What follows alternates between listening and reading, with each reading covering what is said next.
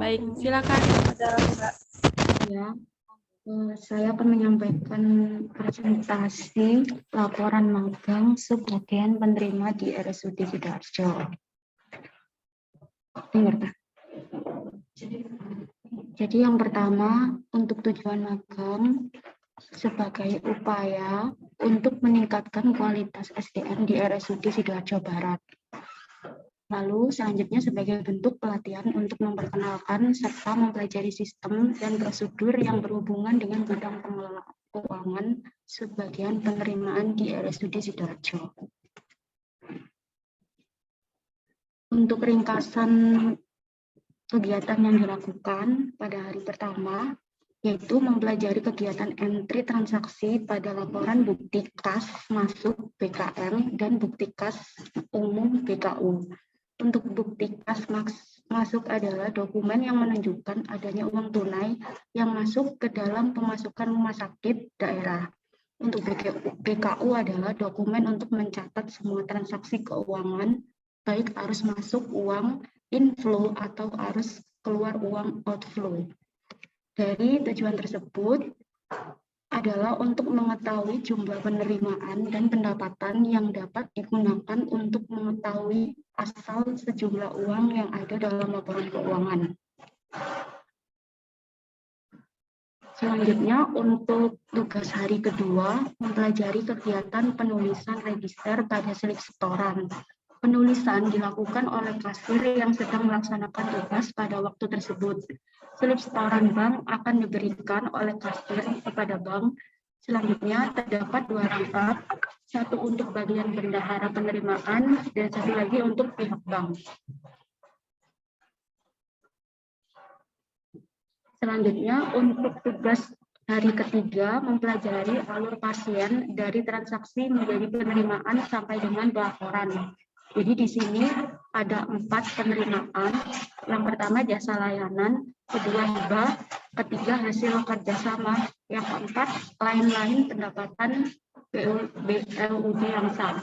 Untuk jasa layanan ini dibagi menjadi 3, yaitu pasien umum yang menggunakan BPJS dan pasien umum kurang bayar pasien BPJS. Yang ketiga ada pendidikan dan pelatihan. Untuk pasien yang menggunakan BPJS, pembayarannya langsung ke kasir, kemudian kasir memberikan penyetoran atau slip setoran, lalu disetorkan ke bank dan disetorkan ke bendahara penerimaan menjadi sebuah laporan. Kemudian untuk pasien umum kurang bayar, pasien BPJS harus diverifikator dulu. Setelah selesai dan benar, baru diklaimkan, kemudian masuk dalam piutang. Dari piutang ini tadi masuk jadi pembayaran piutang kepada bank dan masuk ke bendahara penerimaan. Untuk yang ketiga, pendidikan dan pelatihan, ini juga termasuk masuk piutang dalam rumah sakit. Lalu setelah selesai, pembayaran piutang tersebut akan dibayarkan oleh bank dan masuk ke bendahara penerimaan atau laporan. Untuk hibah, ini langsung masuk ke bendahara atau penerimaan. Untuk hasil kerjasama ini terdapat sewa lahan, IPM, parkir, yang masuk piutang, kemudian dibayarkan bank dan masuk ke bendahara penerimaan. Lain-lain pendapatan BLUD yang sah, ini ada jasa giro, bunga deposito, studi banding, dan lain-lain, itu juga termasuk piutang, lalu dibayarkan oleh bank dan masuk ke bendahara penerimaan atau laporan.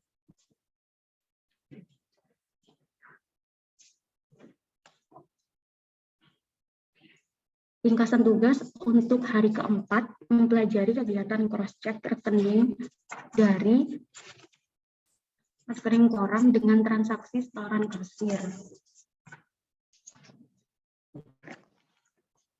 Nah, di sini setelah kasir selesai melaksanakan pekerjaan, maka tugas selanjutnya adalah membuat laporan transaksi penerimaan dan diberikan ke bendahara penerimaan. Selanjutnya akan di cross-check untuk mencocokkan dengan rekening koran yang diperoleh dari bank apakah total penerimaan sudah sesuai dan sudah benar. Selanjutnya hari kelima mempelajari kegiatan verifikasi setoran kasir dengan laporan setoran kasir dengan laporan setoran kasir. Setoran kasir merupakan bukti setor tunai bank yang dibuat oleh kasir. Bukti setor tunai tersebut akan diverifikasi benar penerimaan dengan laporan setoran kasir yang telah dibuat setelah kasir menyelesaikan tugas. Selanjutnya, untuk hari ke-6, mempelajari laporan penerimaan secara manual dalam bentuk Excel dan dokumen. Untuk laporannya ini ada beberapa, yaitu bukti kas umum BKU, kemudian rekap realisasi penerimaan, selanjutnya buku penerimaan, lalu laporan retur, laporan kas tunai, laporan rekonsiliasi.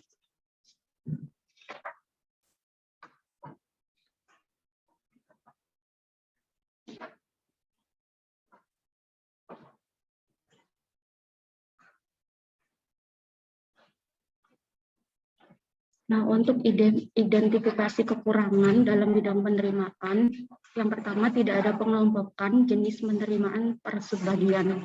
Yang kedua, tidak ada pencatatan secara detail terhadap total penerimaan per subbagian. Yang ketiga, dalam pencatatan laporan penerimaan masih menggunakan cara manual atau Excel.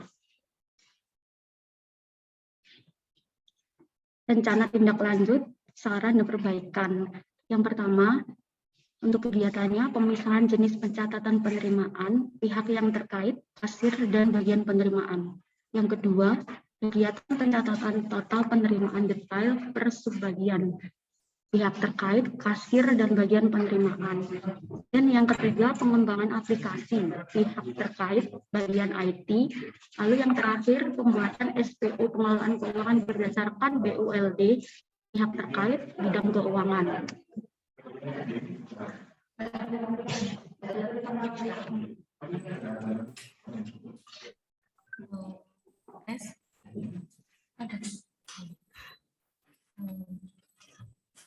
Kemudian saya lanjutkan untuk laporan hasil kegiatan sebagian pengeluaran.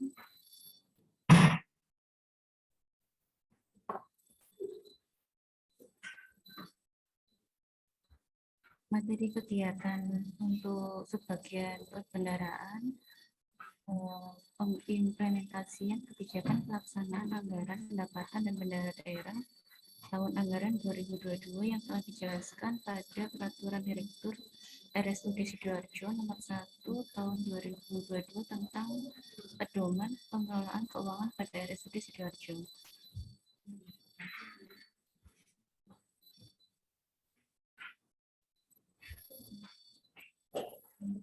Tugas yang diberikan oleh atasan mempelajari tahapan dan kegiatan dokumen terkait SPP. Yang kedua, mempelajari peraturan perundang-undangan yang mendasari tentang pedoman pelaksanaan anggaran pendapatan dan belanja daerah. Untuk yang ketiga, membuat draft SPO sebagai dasar pertimbangan yang akan dipergunakan pada RSUD Sidoarjo Barat. Untuk yang keempat, mempelajari tahapan pencairan pada bendahara pengeluaran. Untuk yang kelima, mempelajari tentang bagaimana tahapan penginputan pajak pada aplikasi DJP online sampai menghasilkan laporan SPP masa bulanan untuk PPh 23, PPh 22, PPh pasal 4 ayat 2. Untuk yang keenam, mempelajari tahapan pencairan pin uang saku atau biaya.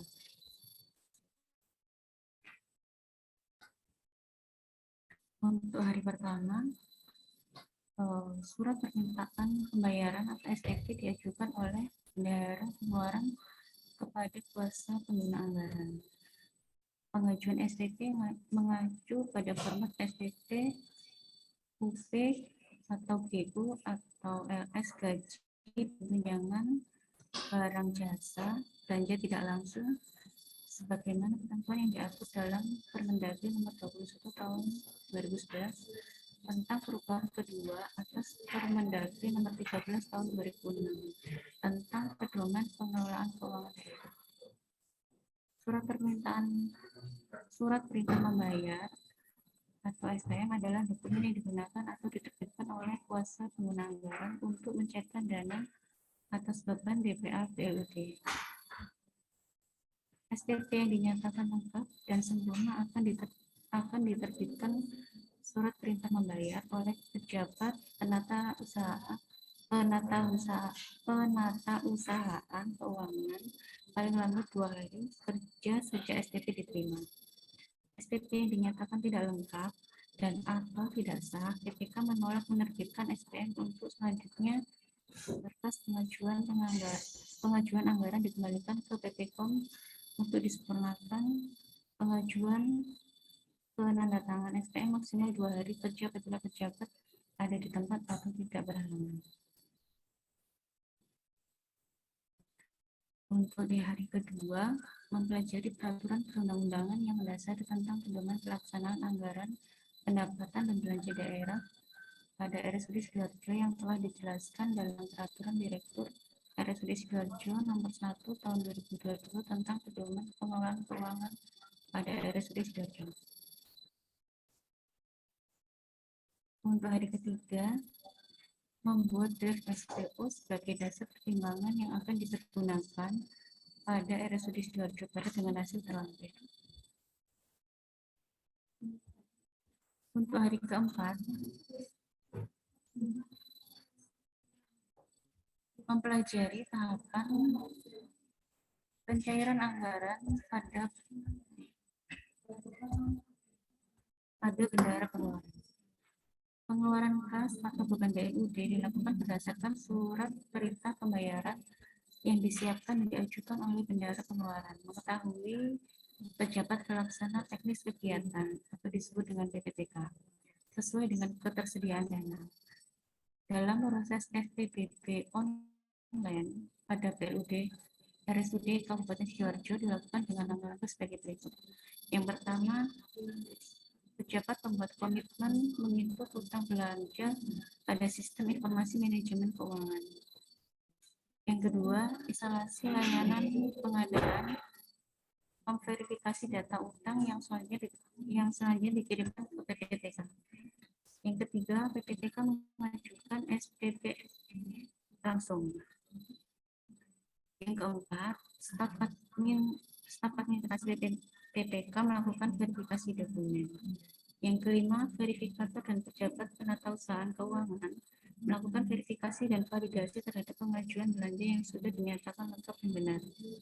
Yang keenam, bendahara pengeluaran melakukan transaksi secara online pada SIM keuangan yang telah dihubungkan dengan sistem pada Bank Jatim. Untuk hari kelima, mempelajari tentang bagaimana tahapan penginputan pajak pada aplikasi digital online sesuai sampai menghasilkan laporan SPT masa bulanan untuk PPh 23, PPh 22, PPh pasal 4 ayat 2. RSUD Sidoarjo telah terdaftar sebagai wajib pajak badan sehingga berkewajiban untuk memungut, menyetor, dan melaporkan pajak. Berikut alur pelaporan pajak. Yang pertama, buka aplikasi digital online, kemudian lakukan login dengan mengisi NPWP, EVIN, dan kode keamanan. Setelah itu, klik menu informasi, klik lapor, klik pra laporan, dan klik e-buku aplikasi pemerintah. Yang keempat, klik menu SPT unifikasi, klik pajak penghasilan, dan pilih bukti pemotongan pajak yang akan dipungut. Isi tahun dan masa pajak, setelah itu isi identitas wajib pajak yang dipotong atau dipungut. Isi PPh yang dipotong atau dipungut, setelah itu isi dasar pemotongan dan simpan. Setelah itu klik menu posting, pilih tahun dan masa pajak, setelah itu posting lagi. Klik SPT masa, setelah itu pilih perekaman bukti penyetoran, kemudian pilih tahun dan masa pajak, setelah itu pilih rekam bukti penyetoran dan masukkan kode NTPN. Jika semua transaksi sudah diinput, kirim SPT dengan cetak SPT masa dan BPE, kemudian kirim dokumen via email atau kantor pajak.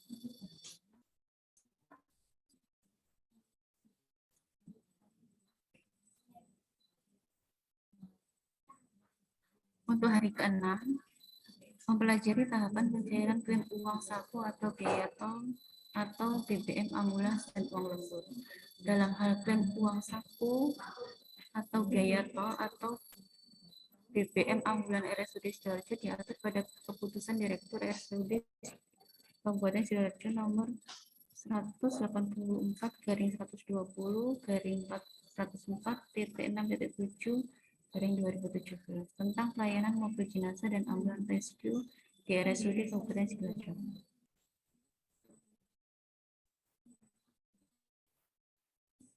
Untuk lampiran yang harus dilengkapi klaim uang saku atau biaya tol atau BBM, yang pertama lampiran jadwal dinas, kemudian rekap uang transport dan bukti pelayanan, kemudian rekap biaya tol dan bukti pelayanan, yang keempat rekap BBM dan bukti pelayanan, yang terakhir surat pernyataan tanggung jawab mutlak yang ditandatangani oleh PPTK.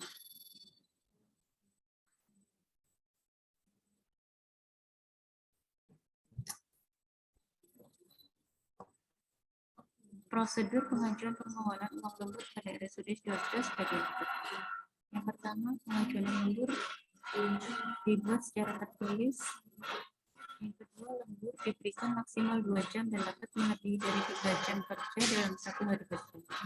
Untuk yang ketiga, melampirkan surat perintah lembur yang ditandatangani oleh direktur atau wakil direktur atau kepala bagian atau bidang, subbagian atau seksi instalasi terkait yang dibuat secara berjenjang disesuaikan dengan struktur organisasinya. Yang keempat, melampirkan hasil fingerprint atau sidik jari. Yang kelima, melampirkan laporan lembur atau progres kerja yang ditandatangani oleh atasan langsung dan pimpinan atasan langsung.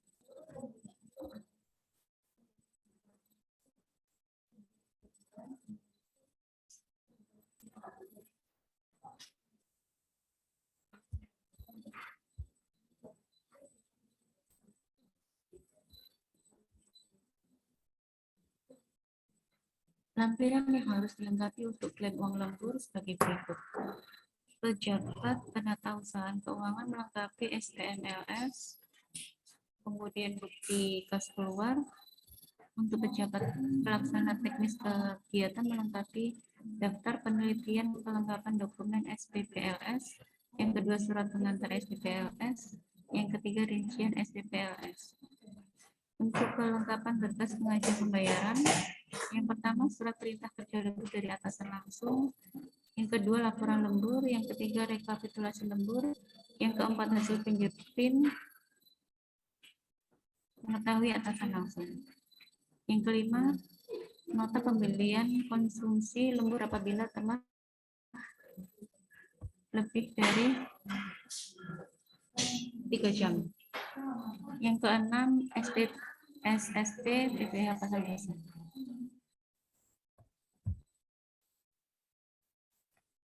Untuk inovasi RSUD Sidoarjo Barat, RSUD Sidoarjo Barat merupakan rumah sakit baru, sehingga perlu adanya pengembangan sistem aplikasi yang dapat menunjang kegiatan penyajian laporan bendahara, dan juga dapat mengurangi adanya risiko kesalahan input, bahkan seringkali terjadi penginputan data ganda yang dapat mengakibatkan laporan menjadi kurang akurat.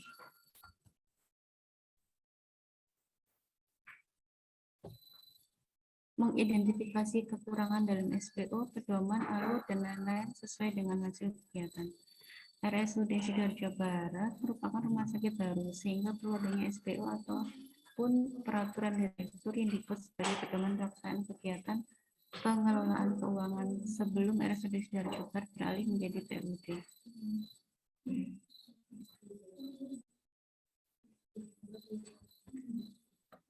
Untuk usulan pelatihan selanjutnya yang dibuat menunjang kegiatan, dibutuhkan untuk menunjang kegiatan adalah pelatihan pembukuan transaksi keuangan sehingga dapat mendukung untuk pembuatan aplikasi yang akan dipakai RSUD Sidoarjo Barat.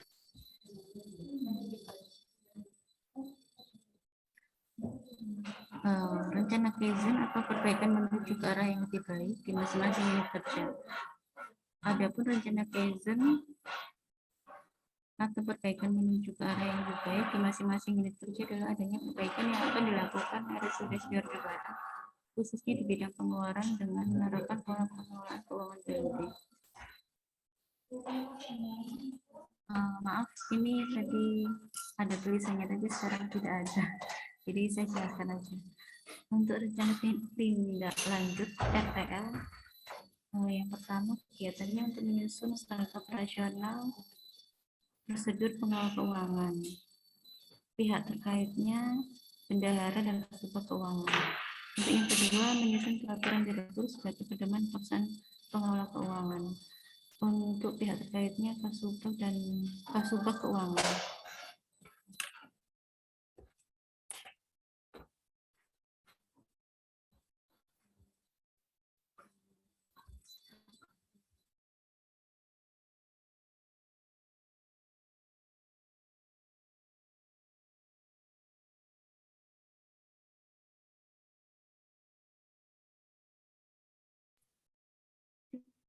Apa sudah terdengar suara saya?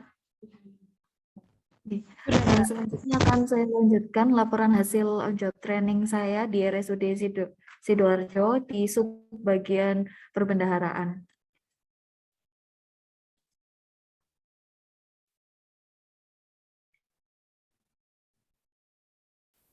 Pada subbagian perbendaharaan RSUD Sidoarjo, kami melaksanakan pencairan dana dalam rangka pemenuhan kebutuhan operasional dan melaporkan pencairan dana yang telah dilakukan.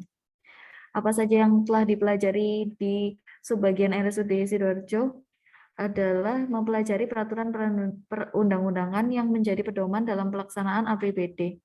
Kedua, mempelajari alur pencairan dana dan verifikasi dokumen. Yang ketiga, diberikan contoh dokumen untuk diverifikasi dan dianalisis oleh verifikator apakah hasil verifikasi yang kita lakukan sudah sesuai dengan standar dan dapat diyakini kebenarannya. Selanjutnya, mempelajari alur pelaporan pajak dan menyusun SPU sebagai dasar pertimbangan untuk dapat diterapkan pada RSUD Sidoarjo Barat dari alur dan materi yang telah diberikan. Pada hari pertama, saya mempelajari tahapan verifikasi dokumen dan dokumen pencairan dana dengan bagan sebagai berikut.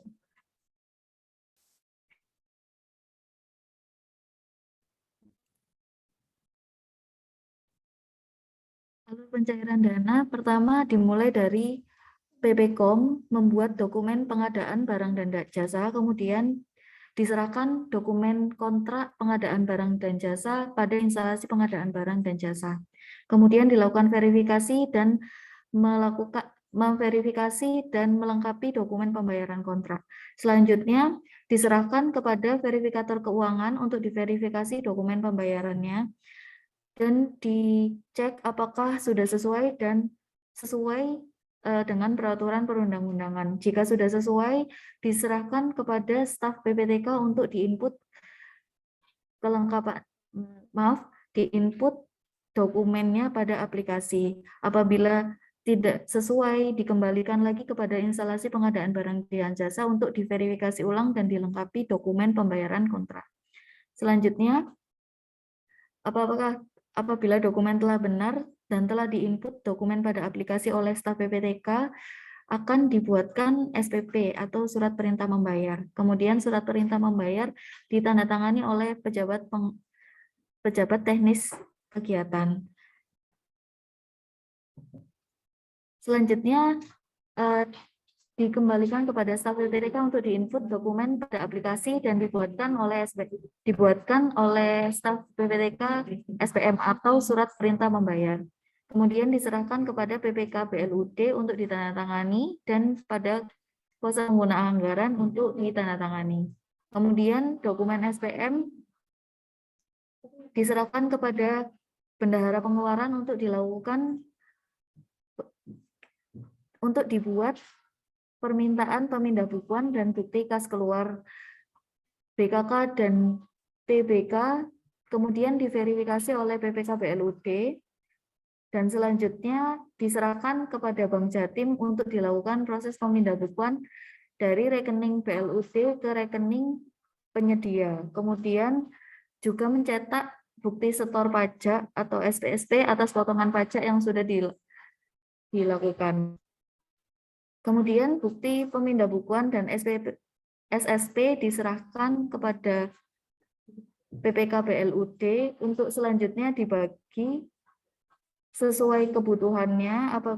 Apabila rekanan meminta bukti pemindah bukuan dan SSP bisa diserahkan, kemudian SSP kopi 1 akan diserahkan ke operator pajak untuk diinput di aplikasi DJP online.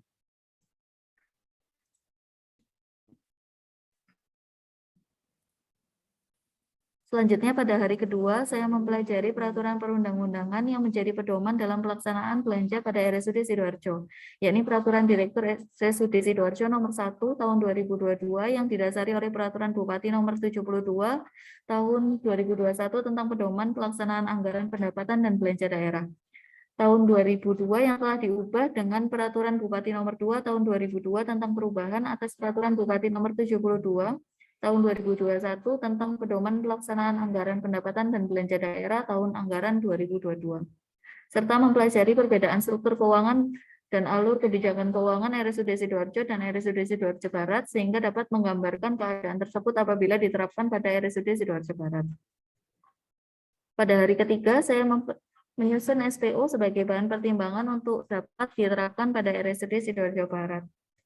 Selanjutnya pada hari keempat, mempelajari alur pencairan dana dan laporan bulanan bendahara pengeluaran, dokumen pertanggungjawaban bendahara pengeluaran dalam menata usahakan pengeluaran mencakup buku kas pembantu, buku kas bank, buku pajak, buku panjar, buku rekapitulasi pengeluaran, perincian objek, dan register SPP, serta setiap bulan bendahara pengeluaran melakukan pemeriksaan kas bulanan. Selanjutnya pada hari kelima, saya mempelajari alur penginputan pajak menggunakan aplikasi DJP online sampai dengan menghasilkan laporan SPT masa bulanan PPh pasal 21, PPh pasal 23, dan PPh pasal 4 ayat 2.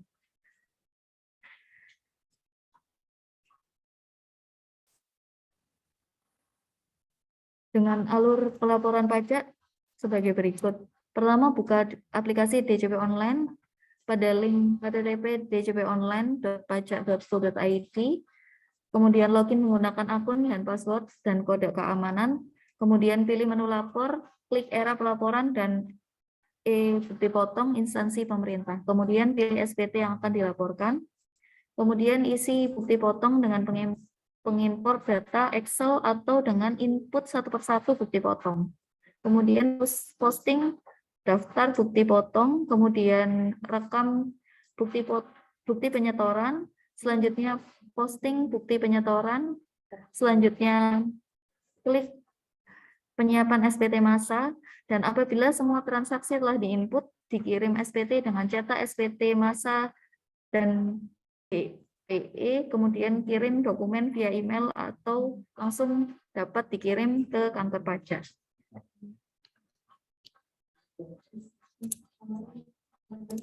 Selanjutnya,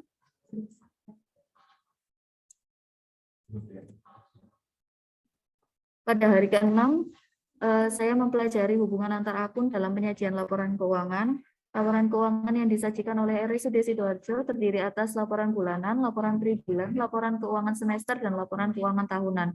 Laporan yang disajikan adalah sebagai berikut. Laporan tahunan, laporan realisasi anggaran atau LRA, laporan perubahan saldo anggaran lebih atau LPSAL, neraca, laporan operasional atau LO, laporan perubahan ekuitas atau LPE, laporan arus kas atau LAK, dan catatan atas laporan keuangan atau CLK. Inovasi yang perlu dikembangkan adalah pembuatan aplikasi penyunjang. Aplikasi yang diharapkan dapat mencakup pencatatan transaksi keuangan adalah sebagai berikut. Pertama, input anggaran atau kode kegiatan atau program, nama kegiatan atau program, kode belanja, dan jumlah. Kemudian input kontrak, tanggal kontrak, nama penyedia, nomor kontrak, dan nilai kontrak. Kemudian input barang masuk, tanggal masuk, nama penyedia, jenis barang, harga barang, jumlah total sesuai kontrak. Kemudian input transaksi keuangan, nomor kwitansi, kode kegiatan atau program, jenis belanja, keterangan, tanggal, dan nama penyedia, serta nominal transaksi keuangan. Kemudian input potongan pajak, terdiri atas jenis pajak, kode billing, NTPN, dan nominal potongan, serta dapat menghasilkan laporan rekapitulasi kontrak, laporan buku kas umum, kas bank, kas tunai, dan buku pajak. Aplikasi penunjang ini dapatnya dipergunakan untuk mempermudah transaksi keuangan di bendahara pengeluaran. Selanjutnya, rencana Kaizen atau perbaikan menuju ke arah yang lebih baik untuk RSUD Sidoarjo Barat dapat menerapkan pola pengelolaan keuangan Badan Layanan Umum Daerah. Rencana tindak lanjut adalah menyusun peraturan direktur mengenai pedoman pengelolaan keuangan, penanggung jawab adalah Kasubag Keuangan, kemudian menyusun standar prosedur operasional pengelolaan keuangan, penanggung jawabnya adalah Bendahara Pengeluaran dan Kasubag Keuangan, serta menyusun pola pencairan dana dan aplikasi penunjang pengelola keuangan, penanggung jawabnya Bendahara Pengeluaran dan Kasubag Keuangan. Selanjutnya, menyusun laporan prognosis keuangan sebagai syarat pengajuan BLUD, penanggung jawab adalah tim keuangan BLUD.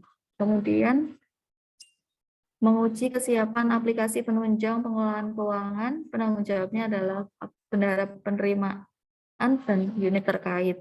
Kemudian, menguji output laporan hasil pengeluaran dari aplikasi, penanggung jawabnya adalah Bendahara Penerimaan dan unit terkait. Selanjutnya, pengajuan permohonan penerapan BLUD oleh direktur dan penetapan BLUD oleh tim BLUD. Kemudian pembuatan rekening pengelolaan kas BLUD dan pengusulan SK penetapan rekening oleh Kasubag Keuangan, pembuatan NPWP oleh Kasubag Keuangan, dan pengusulan pejabat pengelolaan BLUD oleh direktur. Terima kasih.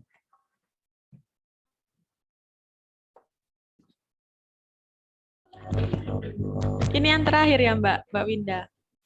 Ya, Monggo silakan Mbak. Assalamualaikum. Ya, saya Winda. Kemarin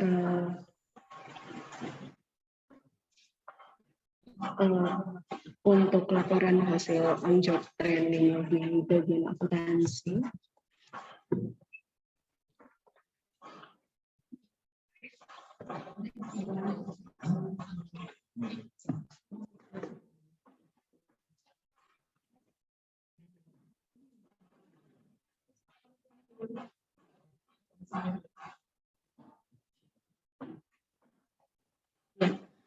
Saya akan menjelaskan untuk alur pencatatan pelaporan subbagian akuntansi dan pembagian di RSUD Sidoarjo. Ya, yang saya pelajari beberapa ada rencana bisnis anggaran, kebijakan akuntansi dan laporan kinerja BLUD yang mencakup dua peraturan pemerintah Republik Indonesia nomor 23 tahun 2005, peraturan Bupati nomor 88 tahun 2017, lalu mempelajari laporan keuangan, LRA, LPSAL, neraca, laporan operasional, laporan arus kas LPI, CAL. Lalu untuk laporan keuangan ini ada di peraturan pemerintah nomor 71 tahun 2010. Kemudian mempelajari landasan hukum keuangan, alur akun di laporan keuangan yang ada di Permendagri nomor 79 tahun 2018. Kemudian mempelajari alur dan penghitungan pembagian, diantaranya ada di Pergub nomor 25 tahun 2019, Perpeng nomor 84 tahun 2013, Permendagri nomor 70 tahun 2010. Kemudian untuk rencana bisnis anggaran, ini biasa dikenal kita sebut dengan RBA ya, sebuah perencanaan atau estimasi atas penerimaan dan pengeluaran pada periode yang akan datang. Jadi untuk RBA ini dijadikan sebagai perkiraan untuk mengelola seluruh sumber daya. Untuk penyusunan RBA ini sebelumnya Blut menyusun Renstra 5 tahunan dengan mengacu kepada Renstra Kementerian Lembaga atau Negara yang disertai perakiraan RBA tahun berikutnya. Untuk RBA ini disusun berdasarkan basis kinerja dan perhitungan akuntansi biaya menurut jenis layanan, lalu kebutuhan dan kemampuan pendapatan yang diperkirakan akan diterima. Yang ketiga ini berbasis akrual. Ada 3 komponen yang perlu dianggarkan. Jadi ada pendapatan, belanja, dan pembiayaan. Untuk 3 komponen di atas ini dihitung berdasarkan basis kas sebagaimana disebut di Peraturan Menteri Keuangan tentang RBL serta pelaksanaan anggaran BLU pasal 6 ayat 2. Untuk laporan keuangan ini kita ada di Pergub nomor 88 tahun 2017, Peraturan Pemerintah nomor 71 tahun 2010. Untuk pertanggungjawaban pengelolaan perbendaharaan daerah, PUD selaku entitas akuntansi wajib menyusun laporan keuangan. Jadi untuk laporan keuangan tahunan ini ada 7 laporan, yaitu LRA, realisasi anggaran, laporan perubahan saldo anggaran lebih, neraca, laporan operasional, laporan arus kas, laporan perubahan ekuitas, dan catatan atas laporan keuangan tersebut. Ini untuk penjelasan dari 7 laporan tersebut, yaitu 1. Laporan realisasi anggaran menyajikan info realisasi pendapatan belanja, transfer surplus defisit pembiayaan, dan sisa lebih atau kurang pembiayaan anggaran yang masing-masing diperbandingkan dengan anggarannya dalam suatu periode. Yang kedua, laporan perubahan saldo anggaran lebih ini menyajikan informasi kenaikan atau penurunan saldo anggaran lebih tahun laporan dibandingkan dengan tahun sebelumnya. Yang ketiga, neraca menyajikan informasi posisi keuangan BLUD, yaitu aset, utang, dan ekuitas periode tertentu. Yang keempat, ada di laporan operasional menyajikan informasi jumlah pendapatan dan biaya dalam satu periode. Pengakuan pendapatan laporan operasional pada laporan keuangan yaitu ada 5, pendapatan jasa pelatihan, pendapatan sewa gedung, denda, kemudian akuntansi pendapatan. Laporan operasional dilaksanakan berdasarkan azas bruto dan tidak mencatat jumlah netonya. Yang kelima, pendapatan disajikan menurut klasifikasi sumber pendapatan. Kemudian untuk laporan yang kelima, laporan arus kas masuk keluar ini aktivitas operasi, aktivitas investasi, dan aktivitas pembiayaan. Yang keenam ini laporan perubahan ekuitas menyajikan ikhtisar perubahan pos-pos ekuitas awal, surplus atau defisit laporan operasional, kemudian koreksi-koreksi yang langsung menambah mengurangi ekuitas-ekuitas akhir. Yang terakhir ada CALK atau catatan atas laporan keuangan menyajikan informasi tentang penjelasan atau daftar terinci kenaikan atau penurunan saldo anggaran dibandingkan dengan tahun sebelumnya. Kemudian ini ada flow untuk fungsi akuntansi secara umum ya di BLUD Sidoarjo, Rumah Sakit Umum Sidoarjo. Jadi kita ada pencatatan transaksi.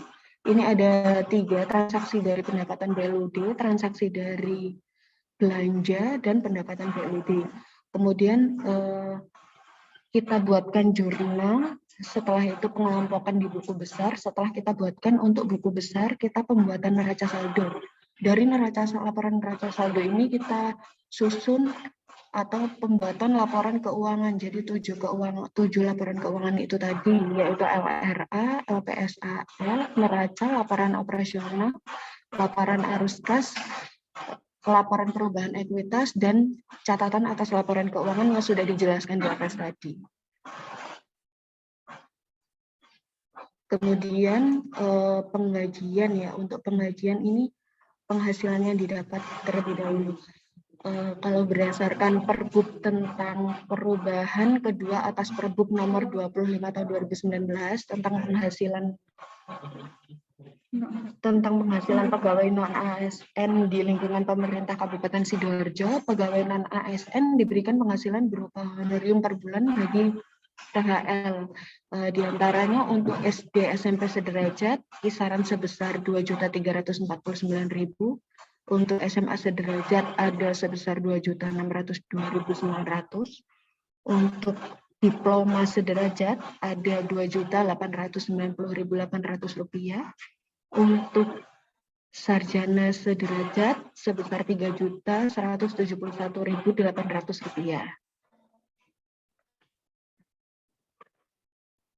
Nah, ini untuk kisaran iuran BPJS Kesehatan berdasarkan Permendagri nomor 70 tahun 2020.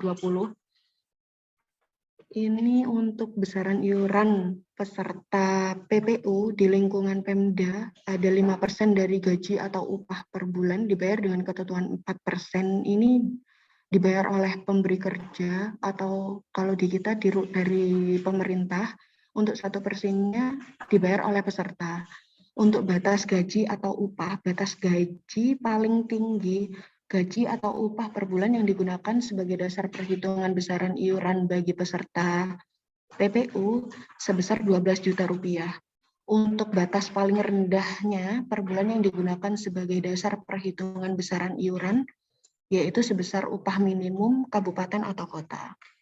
Gaji atau upah yang digunakan sebagai dasar perhitungan besaran iuran bagi PNSD itu terdiri atas gaji pokok, tunjangan keluarga, tunjangan jabatan, profesi, dan tambahan penghasilan bagi PNSD. Gaji atau upah yang digunakan sebagai dasar perhitungan besaran iuran bagi PNSD terdiri atas gaji pokok, tunjangan tetap sesuai dengan ketentuan peraturan yang berlaku. Next. Besar untuk iuran BPJS Ketenagakerjaan, Peraturan Pemerintah Nomor 84 Tahun 2013. Besarnya iuran program Jaminan Sosial Tenaga Kerja ini adalah, jadi JKK ini 0,24% dari upah sebulan. Untuk jasa pemerintah masuk di kelompok pertama, dan jaminan kematian ditanggung sepenuhnya oleh pemberi kerja atau pemerintah. JHT, jaminan hari tua, ini 5,70% dari upah sebulan dengan rincian 3,70% ditanggung oleh pemberi kerja atau pemerintah dan 2%-nya ditanggung oleh pekerja atau pegawainya. Untuk jaminan kematian ada 0,30% dari upah sebulan.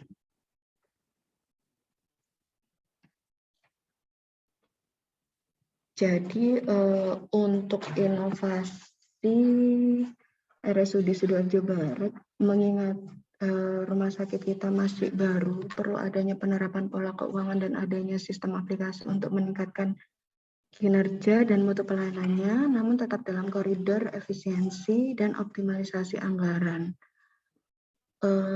Untuk mengidentifikasi kekurangan dalam SPO, pedoman, alur, dan lain-lain,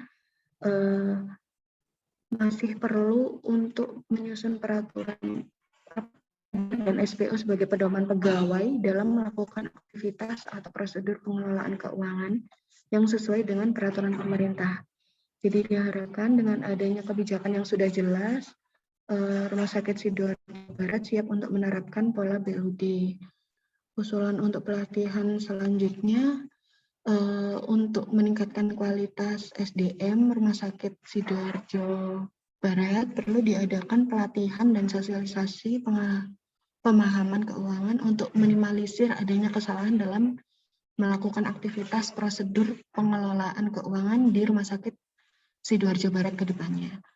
Untuk perbaikan menuju ke arah yang lebih baik di masing-masing unit kerja, mungkin dengan adanya kebijakan pengelolaan keuangan yang sudah jelas, pelatihan prosedur untuk aktivitas pengelolaan keuangan, dan adanya sistem yang memadai, kemungkinan akan berjalan sesuai dengan standar BLUD yang berlaku. Untuk rencana tindak lanjutnya, diterapkannya PPK, pola pengelolaan keuangan BLUD. Yang kedua, ada menerapkan sistem aplikasi yang memudahkan untuk aktivitas atau prosedur pengelolaan keuangan kesehariannya. Sudah dari keuangan. Terima kasih Mbak Afni, Mbak Firda. Mungkin ada yang perlu. Baik, terima kasih Mbak. Presentasinya bagus sekali teman-teman keuangan. Mungkin inovasi-inovasi yang tadi sudah disampaikan bisa dirincikan lagi dalam rencana 5 tahun ke depan. Jadi inovasi-inovasinya itu akan direalisasikan pada tahun berapa mungkin. Bisa direalisasikan seperti itu ya Mbak. Mungkin dibuatnya bisa pakai Excel, dijadikan timeline, yang nanti dikirim juga ke kita Itu juga untuk menunjang kegiatan Renstra. Selain itu bisa untuk membuat daftar-daftar inventaris, apa-apa saja yang dibutuhkan. Misalnya kayak PC-nya kurang, kursinya kurang, itu bisa juga diajukan. Terus pelatihan-pelatihan apa saja yang dibutuhkan teman-teman. Lebih rinci lagi, pelatihannya di mana, yang mengadakan siapa, narasumbernya, biayanya, dan lain sebagainya. Mungkin Mbak Firda ada yang ingin ditambahkan, Mbak Firda?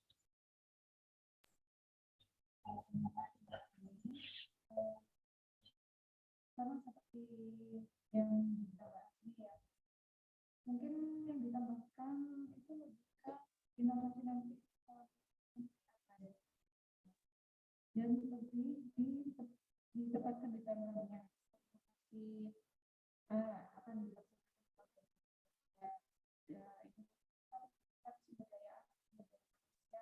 berapa, terus habis itu membutuhkan Maaf Mbak Firda, suaranya kok kecil sekali. dengarkah? Ya udah ini. Iya, saya ulangi. Mungkin sama seperti Mbak Afni ya Mbak, yang perlu saya sampaikan. Untuk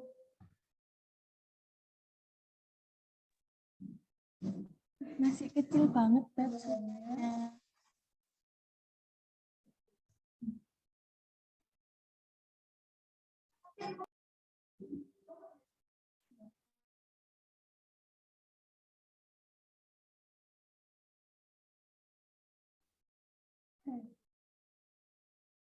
Benar. Ya, sama sih. Ya, karena terkendala suara. Jadi itu tadi aja ya Mbak. Inovasinya itu dikembangkan lagi. Apa?